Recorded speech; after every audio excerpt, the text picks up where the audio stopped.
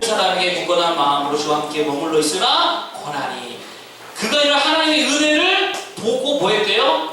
기뻐했다는 거예요. 그것을 보고 기뻐했다. 여러분 이게 사실 당시 흐름으로 봐서는요 정상적인 반응이 아니라는 거예요.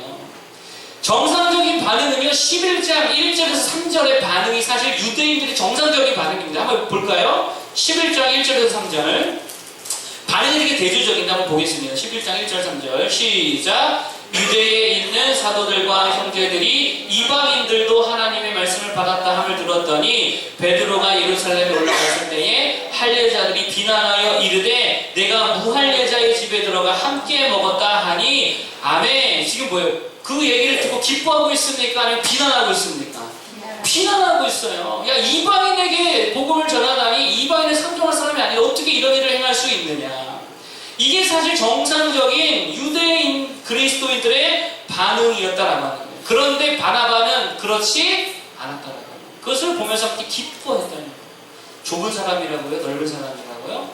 넓은 사람이었다라고 하는 거예요. 그래서 이방인들이 복음을 듣고 회개하며 주께 돌아오는 모습을 보면서요 시기하지 않고요 문제 삼지 않고요 누가 이들에게 복음을 전했냐고 율법이 그 말한 거 누가 했냐고 하지 않고 그들을 형제와 같이 인정해줬고 용인해 주었다라고 하는 거예요.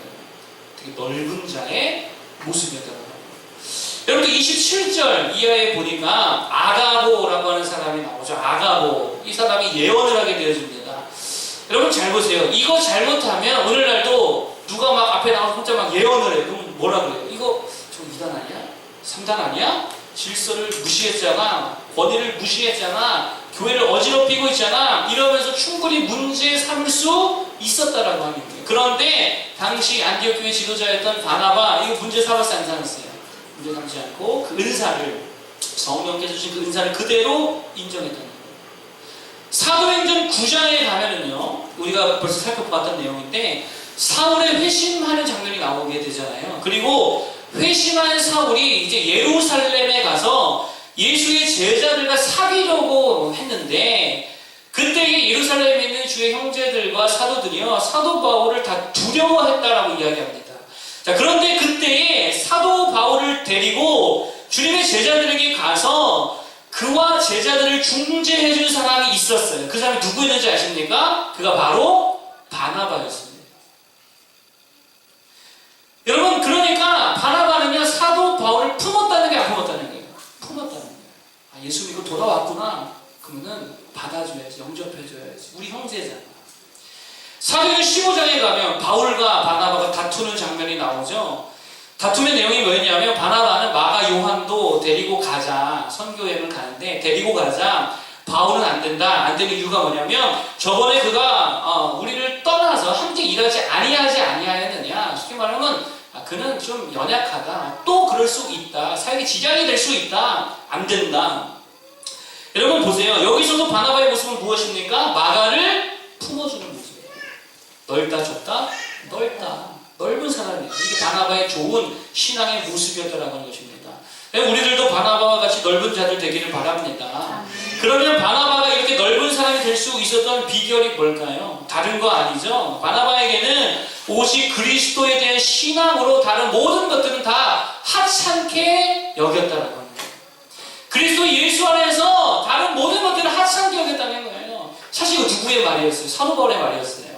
사도 바울이 말한 것처럼 그리스도를 아는 것 외에는 모든 것을 다 배설물과 같이 여겼다는 거예요. 사실 사도 바울이 이 말을 했는데 이러한 말을 더 삶으로 살아낸 사람은 사실 바나바였다는 거예요.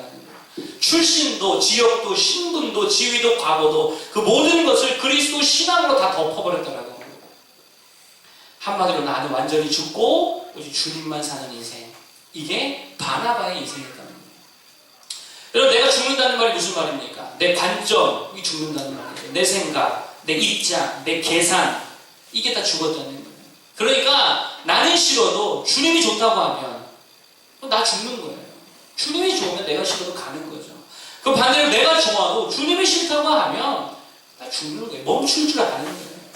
여러분 항상 바나바는 자기를 그렇게 죽이는 자였다라고 하는 거예요. 바나바라고 다 좋았겠냐고요. 아니라는 거예요. 그러나 그는 하나님과 가까운 사람이었고 좋은 신앙의 소유자이고 그리스도 외에는 다른 모든 것들을 다 하찮게 여길 줄 아는 되게 넓은 그리스도인이었다라고 하는 것입니다. 여러분, 우리가 좀 더 넓어지지 못하는 이유가 있지요. 저부터도 그렇습니다. 그 이유는 간단합니다. 내가 여전히 너무 시퍼렇게 잘 살아서 그래요. 내 안에 주님만 살면 좁아질 수가 없지요. 그런데 내가 시퍼렇게 살면 좁아지게 되더라라고 하는 것입니다. 주님께서 언젠가 하나님의 나라를 겨자씨 하나로 비유하신 적이 있습니다. 이렇게 말씀하셨어요. 하나님의 나라를 어떻게 비교하며 또 무슨 비유로 나타낼까? 겨자씨 하나가 같으니 땅에 심길 때에는 땅 위의 모든 씨보다 작은 것이로되 심긴 후에는 자라서 모든 풀보다 커지며 큰 가지를 내나니 공중의 새들이 그 그늘에 깃들일 만큼 되느니라. 여러분, 하나님의 나라, 성도 한 사람 한 사람 하나님의 나라라고 할 수 있잖아요. 처음에는 작았는데 심겨진 후에는 엄청 커져서 새들이 거기서 쉴 정도로 커진다라고 하는 거예요. 무슨 말이죠? 처음에 우리가 되게 좁았을지라도 심겨져서 죽어지고 썩어지면, 예수 안에 죽어지고 썩어지면 엄청 넓어진다는 거예요. 그러면 많은 사람들을 품어줄 수 있게 된다라고 하는 것입니다. 좁은 나는 죽고 넓으신 주님만 내 안에 사시는 우리 모두가 되기를 축복합니다. 그러면 많은 사람들이 나라고 하는 하나님의 나라에 와서 나로 인해 쉼과 평강과 그리스도를 나를 통해 누리게 될 줄로 믿습니다. 넓은 사람 되기를 축복합니다. 두 번째로 바나바는 어떤 사람이었냐면 발이 바쁜 사람이었다라고 합니다. 뭐가 바빴다고요? 발이 바빴어요. 아까도 11장에 유대인들과 바나바를 대조 좀 시켰는데 한 번 더 대조시킨 다음에 11장에 아까 초반에 나왔던 유대인 그리스도인들은 발이 바쁜 사람이 아니에요. 예루살렘에 그냥 거하면서 뭐가 바빴냐면 입이 바빴습니다. 그런데 바나바는 뭐가 바빴다고요? 발이 바쁜 사람이었다라고 하는 거예요. 입이 바쁜 사람과 발이 바쁜 사람의 가장 큰 차이가 뭔지 아십니까? 입이 바쁜 사람들은 늘 뭐만 하냐면 비판하고 비난하고 불평하고 의심한다라고 하는 거예요. 입이 바쁘니까. 그러나 발이 바쁜 사람들은 뭐를 잘하냐면 순종을 잘하고요, 섬기기를 잘하고 하나님께 맡기기를 잘하는 사람들이 발이 바쁜 사람들이다라고 하는 거예요. 잘 보세요. 광야의 이스라엘 기억하시죠? 출애굽기 민수기에 나오는 광야 이스라엘 백성들. 발이 바빴습니까? 입이 바빴습니까? 입이 바빴죠. 발 하나도 바쁘지 않았어요. 그저 맨날 불평하고 원망하고 의심하고 있더라라고 하는 거예요. 사도행전에 나오는 초대교회 입이 바빴습니까? 발이 바빴습니까? 주의 사도들과 제자들 발이 바빴어요. 그러니 순종하고 섬기고 맡기고 일하고 열매를 거두더라라고 하는 것입니다. 결국 이 차이가 어떤 차이로 나타나냐면 하나님의 은혜를 맛보느냐 맛보지 못하느냐로 갈린다라고 하는 거예요. 여러분, 입이 바쁜 사람은 은혜를 볼까요? 못 볼까요? 보지 못합니다. 그런데 발이 바쁜 사람은요, 하나님의 역사를, 그 은혜의 역사를 보게 되는 줄로 믿습니다. 여러분, 22절, 23절 한번 볼까요? 22절, 23절.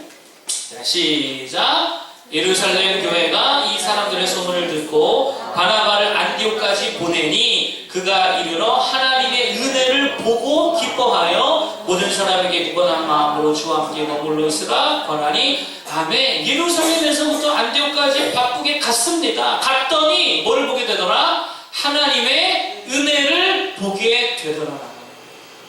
여러분 잘 보세요. 누가 은혜를 봅니까? 입이 바쁜 사람이 아니고요, 발이 바쁜 사람.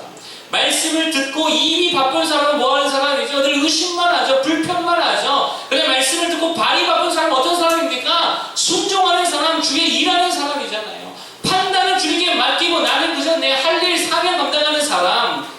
누가 하나님의 은혜를 본다고요? 그렇게 발이 바쁜 사람이 하나님의 은혜의 일하심을 보게 된다는 거예요.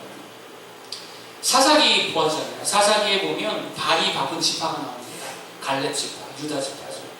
말씀이 떨어지고 나자 판단 주께 맡겨버리고 결론도 주께 맡겨버리고 그저 전진해서 돌게 올라가게 되어집니다. 여부수를 다 차지하게 되더라고요. 행동을 먼저 취할 때에, 발이 바쁠 때에 그런 승리를 얻게 되더라라고 하는 거죠. 복음서에도 보면은요, 누가 구원을 받냐면 잘 생각해 보세요. 누가 구원을 받습니까? 발이 바쁜 사람들이 다 구원을 받아요. 실로암에 가서 씻으라고 할 때에 씻는 사람 구원받죠. 제사장에게 가서 내 몸을 보이라고 할 때에 제사장에게 그저 가던 중에 치유함을 받게 되어지죠. 그냥 가는 사람, 주님 계신 곳까지 지붕을 뜯어서라도 바쁘게 바쁘게 갔던 사람들, 그렇게 발이 바쁜 사람들은 구원을 받았습니다. 반면에 입이 바쁜 사람 어땠죠? 예수님과 논쟁한 바리새인들, 사두개인들, 또 부자 청년, 밤중에 왔던 율법학자 니고데모, 입이 바쁜 사람들은 다 구원받지 못했다는 거예요. 은혜 체험을 하지 못하더라라는 것입니다. 여러분, 우리도 마찬가지죠. 기도가 뭡니까? 예배가 뭡니까? 이거 입으로 하는 거 아니라는 거예요. 뭐로 하는 거예요? 발로 하는 거예요.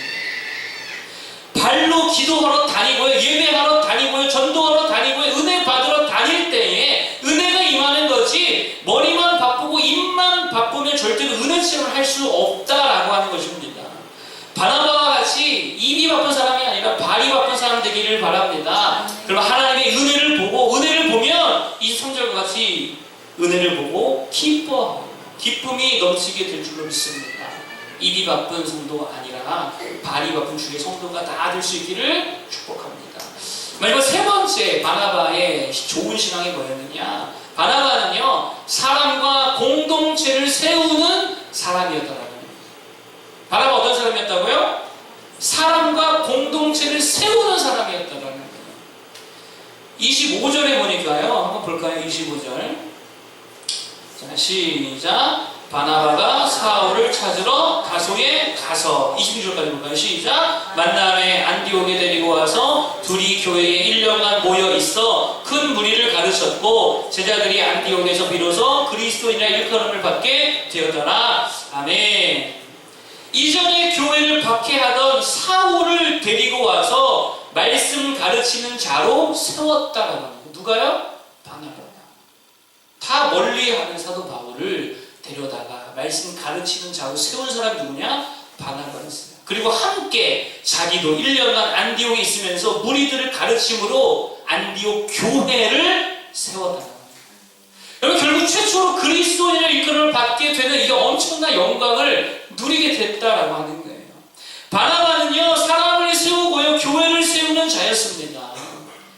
여러분, 잘 생각해 보세요. 본인도, 바나바 본인도 말씀 가르치기에 충분한 사람이잖아요. 여러분, 본인도 뛰어난 리더십의 사람이잖아요. 성령과 믿음이 충만했다 그러죠. 신앙의 모범을 보이기에 전혀 부족함이 없는 리더자였습니다. 혼자 해도 어쩌면 다 할 수 있었을 거예요.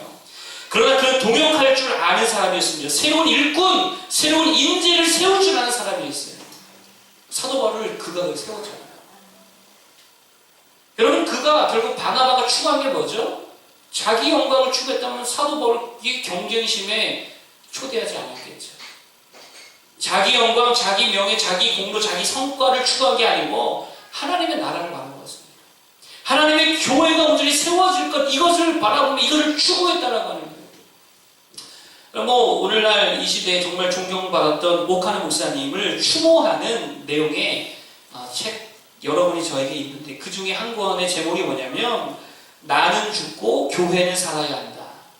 이 책 제목이에요. 나는 죽고 교회는 살아야 한다. 아마도 그 오카노 목사님의 평소 목회 철학을 그대로 책 제목으로 한 거라고 생각합니다. 사랑의 교회에서 자체적으로 발간하는 우리라고 하는 이 책자가 있어요.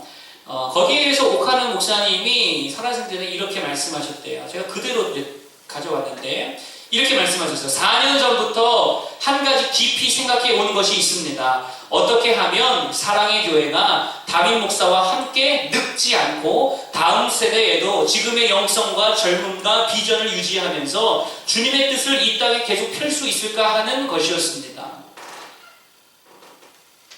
옥 목사는 가도 사랑의 교회는 건재해야 주님의 영광을 받으실 수 있습니다. 본인이 한 말이에요. 뭐라고요? 옥 목사, 자기는 가도 사랑의 교회는 건재해야 주님의 영광을 받으실 수 있습니다. 그게 사람의 마음이 아니죠. 교회는 흥하고 옥 목사는 쇠하는 것이 하나님께서 가장 기뻐하시는 일이라고 확신합니다. 자기 죽고 교회가 사는 것이 하나님이 기뻐하는 일이네요. 실제로 장로교회 목사 은퇴 나이가 70살이잖아요. 65세에 은퇴하셨어요. 그것도 다 말렸잖아요. 은퇴하시지 말고. 그럼에도 불구하고 진행해서, 그것도 당초에 후임 목사가 오기 또 수개월 전에 이미 반을 빼셨어요. 그래서 미리 준비할 거 다 준비하실 수 있도록, 후임자가, 오정의 목사님이죠. 수개월 전에 다윗 목사실을 비워놓고 리모델링하고 다 할 수 있도록 그렇게 자신의 최전성기 때에 물러나셨다는 거예요. 바나바의 정신과 꼭 같더라라고 하는 게 초점이 어디 있어요? 자기 명예가 아니라는 거예요. 하나님의 나라, 주님의 몸된 교회를 세우는 데에 초점이 있었다라고 하는 것입니다. 여러분, 이렇게 세워진 안디옥 교회 이후에 보면 어떤 교회로 성장하게 되어지죠? 이방인 선교의 베이스 캠프 역할을 이 안디옥 교회가 다 감당합니다. 무슨 말입니까? 결국 바나바의 정신, 교회 세우고자 하는 이 마음이 안디옥 교회에게 그대로 전해지게 되었고요. 이를 통해 안디옥 교회를 통해 수많은 이방 지역의 교회가 세워지게 되더라라고 합니다. 여러분, 우리가요 예수를 교회로 모인 이유가 있습니다. 주님이 우리를 부르신 이유가 있습니다. 물론 여기서 우리가 위로도 받고 은혜도 받고 능력 받는 것도 중요하지만 정말 한 가지 중요한 게 있다면 사람을 세우는 것이고요, 교회를 세우는 것인 줄로 믿습니다. 교회는 죽고 나는 살고가 아니라, 교회는 망해도 나는 영적으로 괜찮아 이렇게 되는 게 아니고, 나는 죽는다 하더라도 주님의 교회는, 예수의 교회뿐만 아니고 모든 주님의 교회는 살려낼 수 있는, 그렇게 한 교회 한 교회를 세울 수 있는 우리 모두가 되기를 진심으로 바랍니다. 결국 주님이 기뻐하시는 일이 뭡니까? 이게 정확히 해야 돼요. 주님이 기뻐하시는 일이 뭐냐면 이 땅에 주님의 몸된 교회를 세우는 것인 줄 믿습니다. 그러면 그 교회를 통해 또 다른 영혼들이, 또 다른 교회가 세워지게 될 줄로 믿습니다. 그런 안디옥 교회 같은 교회 되기를 바라고, 그렇게 바나바와 같은 우리 모두가 되기를 간절히 축복합니다. 남을 죽이고 꺾어버리고 짓밟는 자가 되는 게 아니고, 살려주고 키워주고 세워줄 수 있는 우리 모두가 되기를 바랍니다. 우리 세 가지를 말씀드렸죠. 첫째, 넓은 사람이 되자. 두 번째, 발이 바쁜 사람이 되자. 세 번째, 사람을 세우고 교회를 세우는 자들이 되자. 우리들의 찬양 부르고요.